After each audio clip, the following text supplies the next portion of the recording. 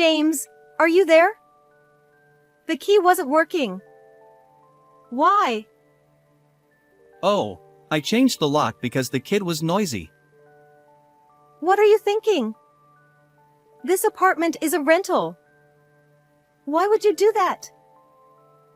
I have the old key, so if we leave, I'll put it back, so it's okay. James probably thinks changing locks is a piece of cake because of work. But why did he suddenly need to change the house key? Hey, just open the door for now. You guys have to stay outside from today. You can't enter the house.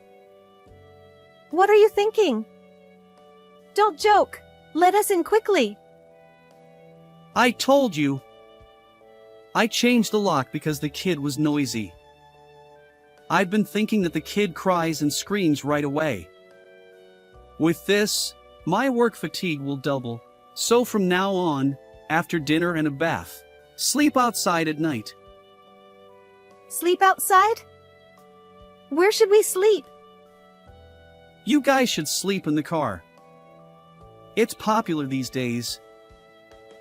James hung up before finishing the conversation.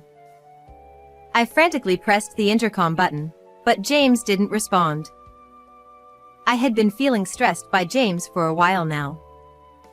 If he was going to pull something like this, I decided I'd get back at him. Understood. We'll sleep in the car, but don't complain. Ah, don't bother. You don't even have to come back. Even though he hadn't responded until a moment ago, James reacted only to my words about sleeping in the car and replied. Perhaps he thinks there's nothing I can do. I also believe I'm not capable of much. However, when I take action, situations unfold in ways no one imagined, and James is about to hit rock bottom. My name is Luna. I'm 22 years old, working part-time, and have no job experience. The reason for that is my decision to get pregnant with Aria when I was 19. I want to have a baby. Saying you want to have. My parents were at a loss because of my determination, especially my mother, who strongly opposed it. They weren't simply against my pregnancy due to my youth. The reason my parents were troubled was that the father of the baby, who later became my husband, James, was a 21-year-old high school graduate working as a non-regular employee. Moreover, the fact that we met through a dating app added to my parents' anxiety. We won't rely on mom and dad. We'll raise the child on our own. We'll even repay the money spent on university. You never listen when you make up your mind. Fine, do as you please. But don't forget those words. My persistence eventually convinced my parents, and we somehow obtained permission for marriage. However, James's parents couldn't be persuaded, and James ended up estranged from them. I'm sorry. It's because of me. It's not your fault. Let's work hard together until we can raise the child properly and manage our lives. Eventually, they'll forgive us. James is often seen as unserious by those around him, and even when he flirted with me, I didn't have a great impression. However, the more we talked and got involved, the more I realized he had a serious side. My eyes didn't deceive me, and when James learned about my pregnancy, his personality underwent a complete transformation. He became a serious person who prioritized me and our child above all else. The apartment is a bit cramped, and it might be tough, but I'll work hard. Please bear with it. After getting married, we rented a small apartment together. I quit university, and James took up a job in the field.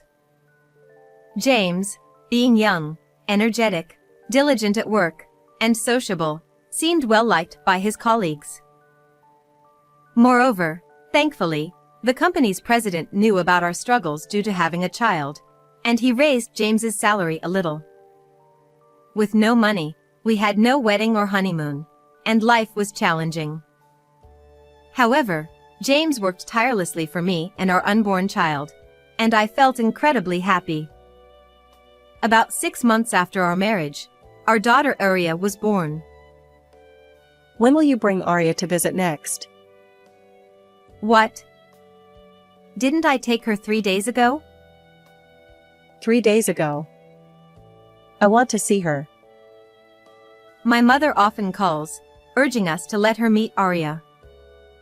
When I announced my pregnancy, she was initially worried, but apparently, once the grandchild is born, they become adorable. Here, Arya's diapers and toys. I've already said it's unnecessary. And yet, she buys various things for my daughter without me asking. Where did the promise that we would raise the baby on our own go? Although the promise isn't entirely broken. This isn't support. I'm doing it because I want to. Thank you. I'll take them. While my mother buys Arya's things based on her own judgment, I refrain from making requests related to parenting or married life. It's an unspoken rule. Despite the challenges, we managed to get by, and Arya is now 3 years old. James's diligent work over 3 years led to a salary increase, and I started working part-time when Arya began attending kindergarten. Finally saying goodbye to this small apartment. Ha! You feel a little nostalgic when leaving, don't you? With our increased income, we were able to move from the small apartment to a spacious condominium where the 3 of us could live comfortably. I thought we could continue our happy life smoothly like this. However, since around the time of this move, dark clouds began to gather over our once happy life. James usually comes home around dinner time, and whenever that time approaches, I become restless. I'm home. Welcome back. Would you like to eat first, or take a bath? Let's have dinner first. But I don't have much appetite, so a smaller portion is fine. James silently eats the meal I prepared and then heads straight to the bedroom after taking a bath. This alone might be due to work fatigue, I think. The next day, as James's return time approaches, I find myself feeling restless again. I'm home. Welcome back. Would you like to eat first, or take a bath? James glances around the living room before giving me a stern look. It seems today is one of bad days. You should tidy up the room more. Arya's toys are scattered everywhere. After a tiring day at work, it's hard to relax in a room like this.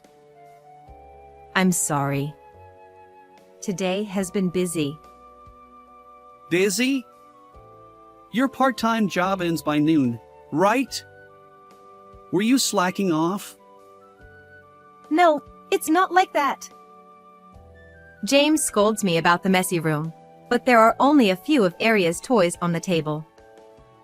Besides, those toys are in the middle of being played with, and Arya is just in the bathroom. However, on days like this, if I retort to James, he'll raise his voice even more, making things more complicated. I don't want to argue in front of Arya. So, I always bite my tongue and come up with plausible excuses or apologize immediately. Still, this is relatively mild compared to the worst off days. Sometimes, during those rock-bottom moments, I can't help but retort to James. The next day was one of those rock-bottom moments. Hey, how much mess are you going to make? As soon as he comes home, James yells at Arya, who is playing with her toys. The toys aren't scattered as much as he claims. Arya, suddenly yelled unreasonably, looks like she's about to cry. James, the toys aren't that messy, are they? Ha! When I come home, I want everything to be neatly organized so I can enjoy my meal comfortably. Clear up this mess. What are you talking about? My exasperated expression seems to displease James. The room is messy because of these toys. No. Arya bravely speaks up and clings to James's clothes. But he ignores her desperate resistance, takes the toy away, and slams it onto the floor, breaking it. Get rid of this junk. James forcefully slams the living room door shut and leaves the house. He probably intends to have dinner alone outside. I comfort Arya, who is now sobbing. Let's go buy a new one tomorrow. I wonder how I managed to stay married to someone who does such terrible things. But there's a reason for it. I'm sorry about yesterday. I bought a new toy, so will you forgive Daddy? That's the exact same one I got today. Huh? Really? I thought it was something Arya wanted before. Looks like I missed out. James doesn't always treat us poorly. He understands Arya's preferences and, on good days, takes good care of her. Despite his bad moments, he's not all bad, and his attitude can change significantly from day to day, leaving me puzzled and confused. That's why I get anxious every day when it's time for James to come home. Is today a good day? Or a bad day? It feels like drawing lots for James's mood. Even though there are kind days, the impression from being scolded tends to stick, and Arya has started to dislike James a little. I'm home. Oh, Arya, are you playing with your toys? Will you play with Daddy too? No. Don't say that. If it's about breaking the toy, Daddy already apologized, right? Go away. You smell bad. Children are straightforward with their words, unlike adults. As I prepare dinner, I overhear their conversation and can't help but laugh. Don't laugh. It's shocking to be called smelly by Arya. Well, I guess I do smell like sweat and oil. Well, that's true, but isn't it because you use too much perfume to cover up that smell? It ends up being sickly sweet and overpowering. Ha! Maybe I overdo the perfume. I didn't notice it myself. Today felt like a good day. My life is a game of James's mood roulette. But just as there are enjoyable days, there are also unpleasant ones. I've learned not to worry too much about James's attitude. Maybe I've unconsciously accepted that I can't rely on my mother for marital matters. However, lately, consecutive bad days have made it harder to ignore. Daddy smells bad. I work hard for you. What's with calling me smelly? Stop it. Today seems like one of those bad days, James yelled at Arya, making her cry. You're so noisy. Stop crying over everything. It's because you were yelling, James. You're noisy too. Don't talk back. Ouch! James punched me hard in the stomach, leaving me momentarily breathless and collapsing in pain. Seeing this, Arya cried even louder. That's why you keep going on, right? The house is a mess. Unbeknownst to me, today marks 3 consecutive bad days. Yesterday, James expressed dissatisfaction with the dinner I made. Like windshield wipers deflecting raindrops on a car's front glass, he swept his arm across the table, clearing away all the food. Arya, of course, burst into tears. I sighed as I looked at the scattered meals and broken dishes on the floor. Today, I wonder how it will be. I pray that I won't draw 4 consecutive bad days. The next day, it's Sunday, and Arya's kindergarten is closed. James and I also have the day off from work. I'm thinking of buying clothes for Arya. Will James come along? No. I have plans with friends. Oh, I see. And even though you have plans with friends, can we use the car? Someone will pick me up, so it's fine. I carefully observed James's expression, feeling uncertain about whether it's a good or bad day. Will you be home late? I don't think it'll be that late. I might be late, so you and Arya can relax outside. It seems like a good day today. Arya and I went shopping in the afternoon, had dinner outside, and returned home. It's around 8 p.m., and since James said he'd be late, I assume he hasn't arrived yet. I inserted the key into the lock. Huh? The key won't go in. I checked if I had the wrong key. It was the right one. Maybe something is stuck in the keyhole? I examined it more closely. The shape of the keyhole seemed different. And upon closer inspection, the doorknob was new. I couldn't comprehend what was happening, feeling confused and unsure of what to do. Arya looked anxious too. Suddenly, laughter echoed from inside. It appears James is home, and someone else is with him. I pressed the intercom button, deciding to ask James to unlock the door. James, are you there? The key didn't work. Oh, I changed the lock because the kid was noisy. What? You changed the lock? This apartment is a rental. Why would you do that? I have the old key. If we move out, I'll put it back. James works in construction-related jobs. Although it's not specifically related to locks, he has experience handling tools and knowledge, so changing locks should be a piece of cake if he looks it up or asks around. But why the sudden need to replace our house key? Hey, just open the door for now. Starting today, you both sleep outside. You won't be allowed inside. What? What are you thinking? Stop joking and let us in. Arya is here too. Didn't I say? I changed the lock because the kid is noisy.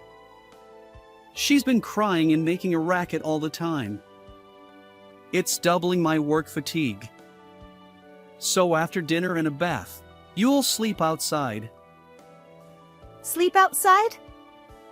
Where exactly? We can't rely on our mothers, and we can't stay in a hotel every day, can we? Sleep in the car. It's trendy these days, isn't it? James hung up the intercom even though the conversation wasn't over yet. I frantically pressed the button, but James didn't respond. It seems today was another bad day, a really bad one. I can't leave Arya outside like this, so I pounded on the door and shouted. James, open up! Arya is here! My loud voice attracted the attention of the neighbor, who partially opened their door to check outside. It's embarrassing to be seen like this. I quickly decided to leave the scene, but before doing so, I wanted to make something clear to James. Fine. We'll sleep in the car, but don't you dare complain. Yeah. You don't even have to come back. He hadn't responded until now, but James reacted to the mention of sleeping in the car. I've had good James days and bad James days, and I've been torn about how to handle his behavior. Even on good days, the stress from James's outbursts has been building up. If he's going to push me this far, maybe it's time for me to take action. Determined to give James a taste of his own medicine, I headed to the car with Arya. Once inside, I messaged James again, asking why he did this. Why did you change the lock? I told you, because the kid is noisy. And you said we should sleep outside after dinner and a bath. How long is that going to last? Indefinitely. I need to rest properly at night, so you both sleep outside. What about the new key? I'm not giving it to you. What about my work in picking up Arya? Figure it out. Adjust your schedule to fit mine. With each message from James, my anger grew. I drove with Arya still in the car to a certain place. When I arrived at my destination, I put Arya to sleep in the back seat and decided to take a nap by reclining the driver's seat. All that was left was to wait for someone to call out to me. About an hour later, I woke up to the sound of someone tapping on the car window. What are you doing here? I had stopped the car right in front of the police station. If a woman in her 20s and a young child were sleeping in the car, it was natural for the police to approach. Actually, I explained to the police that James had changed the locks on our house and kicked me out. Going directly to the police station might not have been effective, as they might dismiss it as a family matter. So, the car camping in front of the police station was a way to highlight my distress and increase the chances of the police taking action. Even the exchange of messages with James, where I had to suppress my anger, was part of the plan to show evidence of being locked out by James. The police listened to my story and saw the messages, which led them to agree to accompany me back home. Surely, if the police were involved, James would open the door. I expected that once the police talked to James, he would change his attitude. But things took an unexpected turn. When we arrived at the house, 2 officers were with me, and I confidently rang the doorbell. Back already? Could you finally open the door? Oh, my friend already left, so I'll let you in today. Perhaps due to my position, the doorbell camera didn't capture the police officers. James obediently opened the front door. Wait! Why are the police here? He noticed the 2 officers standing behind me and widened his eyes in surprise. You kicked me out, remember? James was clearly shaken, as evident from his trembling voice. Late at night, we found a woman and a child sleeping in a car, so we escorted them home. Since when do the police get involved in marital matters? Our concern was for the safety of the young woman and child sleeping in the car. Yeah, I get it. It's dangerous for a young woman and a kid to camp in a car. So, can you leave now? Thanks for your help. James spoke rapidly, clearly wanting the police to leave. I understood. Having the police show up at your doorstep would make anyone eager for them to leave. But James seemed overly desperate. It wasn't just me. The police officers also seemed wary of him. Separate from the car camping situation, we'd like to ask a few questions. Is that okay? What? An interrogation? I hate dealing with the police. I won't cooperate. Understood. Then we'll ask your wife. Does your husband always smell sweet, like he does now? Yes, James works in a hands-on job, so he often smells like sweat or oil. He always wears this perfume to cover it up. Forgive me, but does your husband ever become moody or violent? Yes, sometimes he changes completely. I see. Well, would your husband be willing to come to the station with us? What? No way. James became even more desperate. The understanding seemed to be happening only between the police and James, leaving me out of the loop. It's voluntary, so we won't force you, but would you be willing to show us around the house if you don't come to the station? The officer's authoritative tone surprised me, and I glanced back and forth between the police officer and James. James seemed to resign himself to something and was led away by one of the officers. The remaining officer gently explained the situation to me. I apologize for the sudden turn of events. Why was James taken away? We're not entirely sure yet, but there's a possibility he's using illegal drugs. What? The sweet smell and personality changes are typical symptoms. The words felt surreal, and my mind went blank. We'd like to hear from you as well, so could you come to the station tomorrow? Understood. The other officer left, and now it was just Arya and me. Since I couldn't enter the house, I called my mother. Hello, Mom? Can I go there right now? Something serious has happened. My mother understood the urgency, and Arya and I headed to my parents' house. The next day, after leaving Arya with my parents, I went to the police station. Apparently, James had confessed overnight. He had been obtaining drugs from an old friend, who also visited our house yesterday.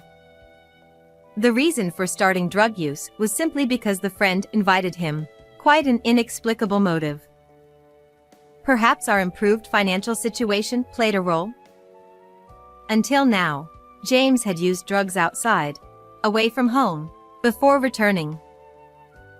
However, to reduce the risk of being caught by others and increase frequency, he wanted to use them at home. So, he changed the locks, effectively locking us out. I see, that explains it. Listening to the police, I understood James's mood swings better.